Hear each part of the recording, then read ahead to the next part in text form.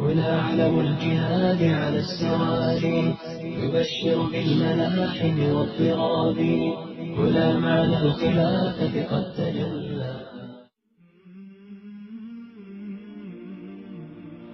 Lahat ng ibadah sa Islam ay nag-uumpisa sa intensyon. So, kung ang intensyon ng pagpapakasal ay para sa Allah, maganda. Pero kung ang intensyon para sa pagpapakasal ay dahil lang sa laman, hindi magtatagal yan. Ibig sabihin, kung dahil lang sa laman ang intensyon, hindi magtatagal yan dahil magmamaling din yan. Kung dahil lang sa ganda, hindi rin magtatagal yan dahil papangit din tayo. So kung ang intensyon natin ay para sa Allah, Allahumma taqabbal minna, tatanggapin ng Allah yung ating intensyon at mananatili ito walang hanggan.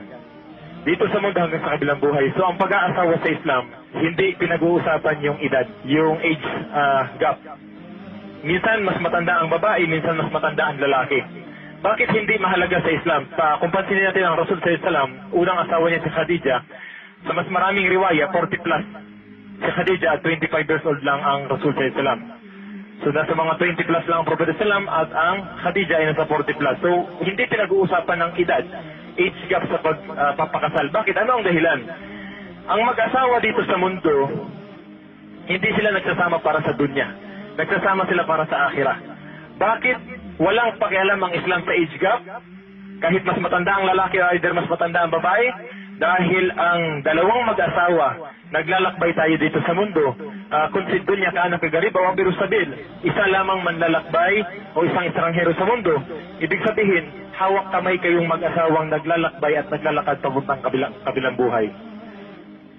Hindi mahalaga ang edad, bakit? Pagdating sa kabilang buhay, iisa ang edad yung dalawa.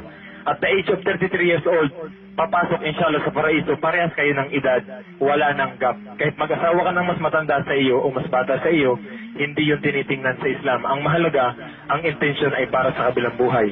So kung ang intention ay fisabilillah, para sa Allah, at para sa kabilang buhay, magsasama yung dalawa, alinsunod sa batas ng Allah. Nagtutulungan yung dalawa, brother, inshallah magtulungan kayo ng sister, magpayuhan kayo sa isa't isa, magtulungan kayo para sa kabilang buhay. Inshallah, ya Abu Rauf, kung gaano kakainit sa jihad bago wala pang pag-aasawa, naway higit ka ngayong mas maging mainit kahit pa may asawa ka na, inshallah. Wag mong gawing hadlang ang asawa mo o ang magiging anak mo para ikaw ay manlamig at iwan ang dunya. Inshallah, gawin mo pa siyang puhunan, inshallah. Dahil kung talagang mahal natin mga brother sa mga magpapakasal, inshallah, Abu Hamza, kung mahal talaga natin ang asawa at mga anak natin at magulang natin, magsusumikap ka sa jihad fisabilillah.